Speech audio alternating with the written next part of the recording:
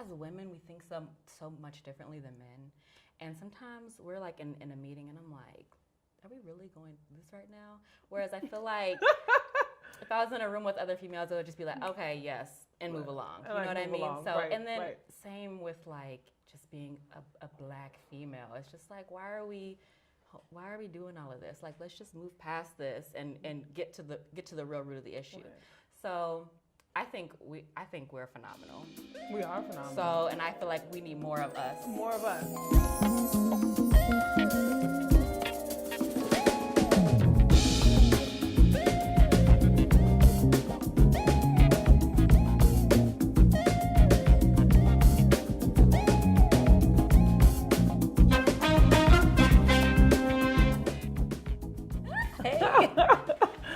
So we were sitting talking just about your story, and what I want to know, right, is how does this like beautiful fashionista, engineer, like badass end up in Central New York?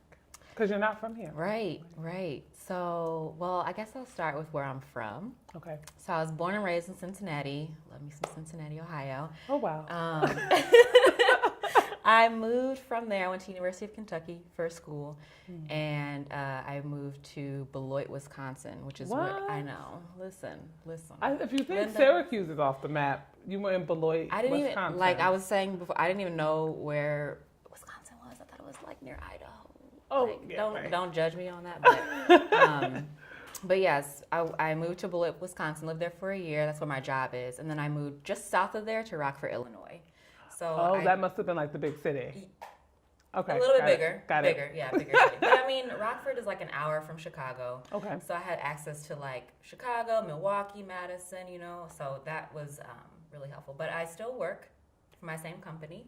Okay. And my fiance got a job out here, so we had the opportunity to move out here. So and that's what brought you to Syracuse. That's what brought me to York. Syracuse, yeah. Oh my goodness. And so talk to me about that decision-making process, because your career was in Beloit and you're still with a company there, but you're working remotely? Yes.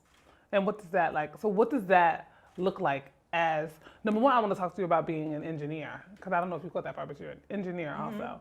And so what does work look like for you? So my work kind of shifted. So I moved here in April, and my work at my company shifted. So before I was a quality engineer, I was on the shop floor a lot, doing a lot of corrective actions. We manufacture diesel engines. So there's little piece parts that go into building this huge engine. And so I was a quality engineer, go out on the floor. They're like, this don't work. You got to go through all the paperwork, look at all the drawings, and figure out what's wrong with it. Okay, pause. Rewind. Because you said diesel trucks. Engines. So I imagine myself like driving down the highway and like the big tractor trailer truck thing? Nope. So diesel engines that go into more so military ships. So these are huge. So can you be telling us this on camera? Yeah, I can tell you. Okay. Yeah. There are some things I can't say, but yes. So they're really large engines, and most of our customers like the military. So some nuclear power plants, things like that. Yeah. And you are in there doing all this. Yeah, little old me. Little old me. You're like a hidden figure. Yeah.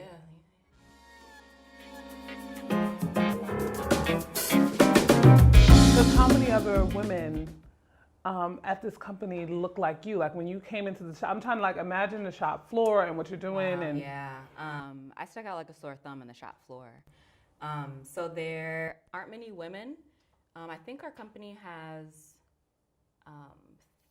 3 women of color, I think that's about right. But it's an older company too, so there are a lot of older men. There aren't many young people, so there's that diversity factor. Color, there aren't many. There are some people of color, but women of color, there aren't many of us in there. So wow, that is just impressive to me, because I think a lot of times you hear people talk about like engineering, and there's so many different types. But what is it that you do, and how, when you start to ask the questions and think about it, like you are helping to design engines that go into Army military vehicles and imagining just all the possibilities behind that. And this beautiful brown-faced girl is behind all of that. Hey. Right? That's just amazing. And so what inspired you to do this?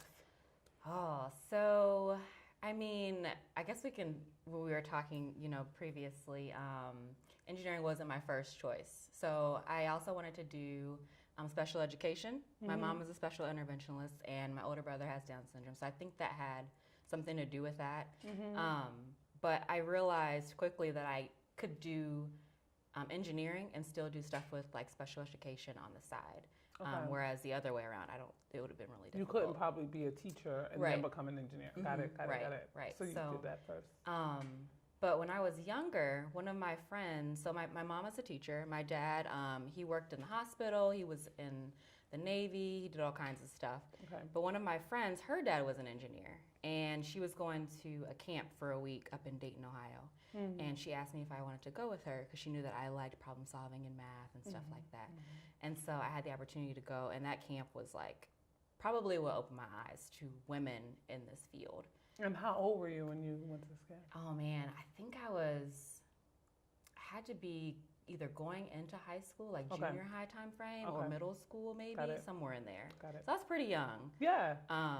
But it was like a revelation because before that I knew I liked math and science. I knew I liked problem solving. And that's funny because oftentimes you still hear like girls don't do math and science, particularly Black girls don't do math and science. So like for me, I don't remember anyone ever talking to me about math or science. And even now, like just even thinking about that, like my hands are getting sweaty and anxiety because I'm just like trying to imagine what that looks like, right? And so it's just awesome to just like sit down and listen to you and like hear your story. And I guess now we're able to connect to, like, you think about Hidden Figures, the films that come out, and it talks about being a Black woman in that space. And like here we are sitting down and you're like doing that work, like you're an extension of that. Yeah. That's powerful. Crazy. That's crazy. It's crazy. And so you're no longer on the shop floor. Right. So not only were you there, but you're working here. Explain to me what that like looks like. Yeah. So now I've moved into the role of APQP engineer. It's a mouthful. Advanced Product Quality Planning.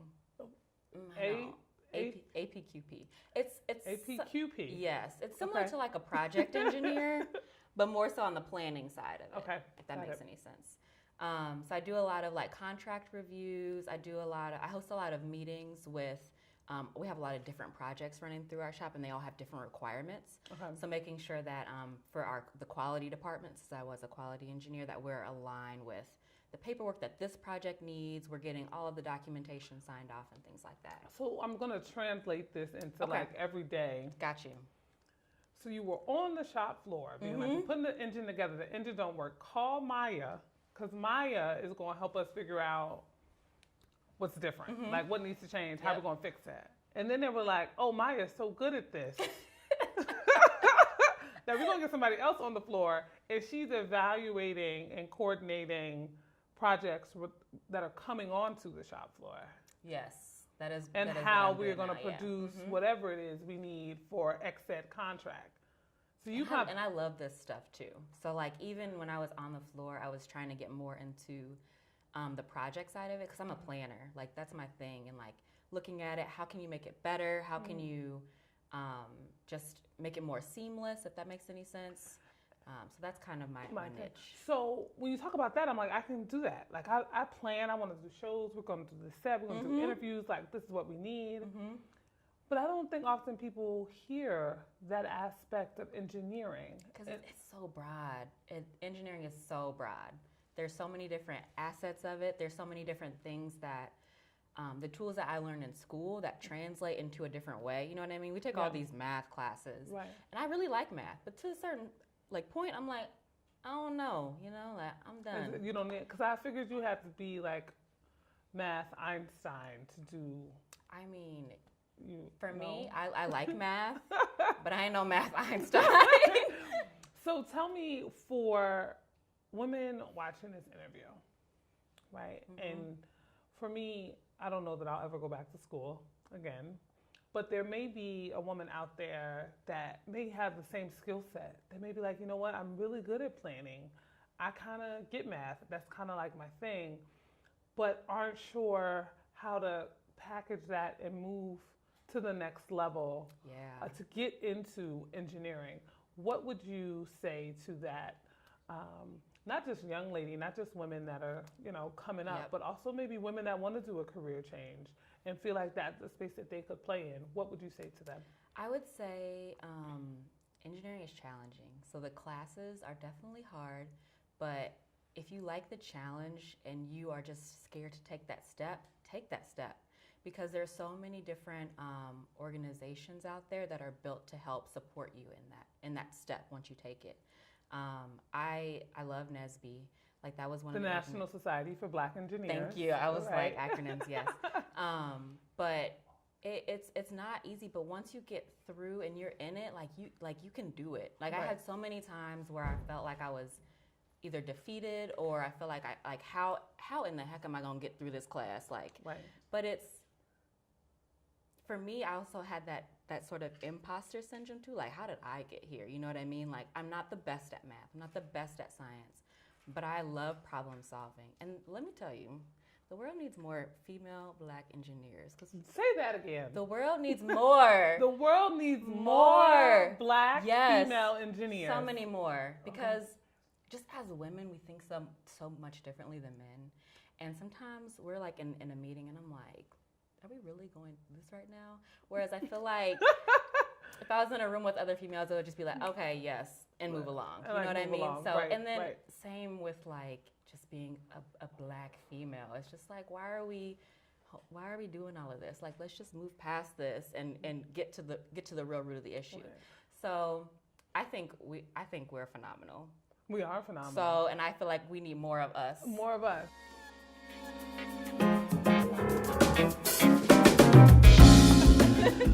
Right, and so what's next for you? You're running things at this company in Beloit, it sounds like, from a quality control perspective. I'm just throwing that out there.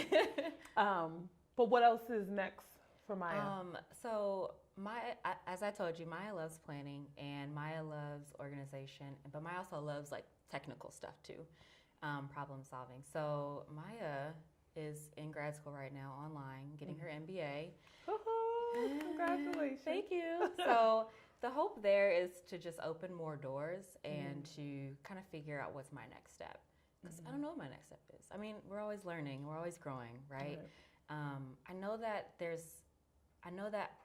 I've been given like other abilities and other talents. So I just kind of want to try and tap into those. Yeah. Saying that means I'm not just an engineer, y'all. Right. Like I do other things too. I called you the other night and she's like, I'm on my way into tap dance class. Yes, I love dancing. There's so many different things out there in this world, and I feel like, that's part of the fun of education, like being able to learn new things about yourself and learn things that you like, and just learn things from classes that kind of steer you into new directions that you would never even think of. Absolutely. So for me, it's more of an exploratory thing. I know some people, like, I want to do this, I want to do that. I'm kind of all over the place. And that's which okay. Is, and I'm okay with that. That's okay. And it sounds like you have a career, and this is what I want, viewers to hear, that you have a career, you worked hard, you got into this position, but now it's opening up opportunities for your life to look so different than what most probably would imagine. Like you have a 9 to 5. Like my mama was always like, oh my God, you're gonna be in school forever. Like you need a 9 to 5. And as we're moving into like this next industrial era, like 9 to 5 looks so different. Like you live how many states away from your employer, and you work from home, and you're tap dancing and sitting down with me, and you have the flexibility to still get, and you're in school. You're doing a lot. Girl, I mean, you did your PhD with all this, so. I know, yeah, it's true, but you're doing a lot. And the one thing I want folks, and part of the reason like I'm inviting you and the women to sit down and talk about, is the way in which we live our lives and the choices that we're making, and how I think I want young women that look like us to know is that they can imagine their life in so many different ways. And regardless of where you start or what background that you're coming from, that plays a part for sure. But I want to sit down with women that can show them and tell their stories and inspire them to maybe think a bit broader about what type of opportunities they have. Yeah. So thank you for doing that. Yes, thank you for having me.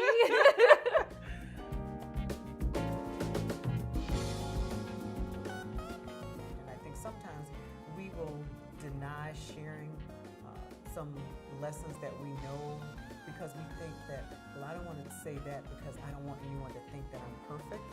But again, you're not called to be perfect. None of us are, and none of us are perfect.